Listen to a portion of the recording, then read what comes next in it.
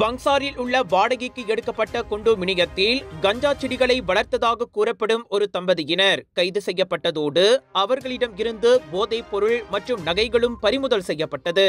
Kuala Lumpur போதைப்பொருள் குற்றப்புலனாய்வுத்துறை நேற்றிரவு 11:30 மணியளவில் நடத்திய சோதனையின் போது அந்த சந்தேக பேர்வழிகள் கைது செய்யப்பட்டதாக பிரிக்வில்ஸ் மாவட்ட போலீஸ் இடைக்கால துணை கமிஷனர் ஹூ சாங்ஹோக் தெரிவித்தார். அவர்களிடம் இருந்து கஞ்சா செடிகள் மற்றும் 1210 ரிங்கெட் மதிப்புள்ள 27 கிராம் காய்ந்த கஞ்சா இலைகள் ஆகியவையும் சோதனையின் போது பறிமுதல் செய்யப்பட்டது.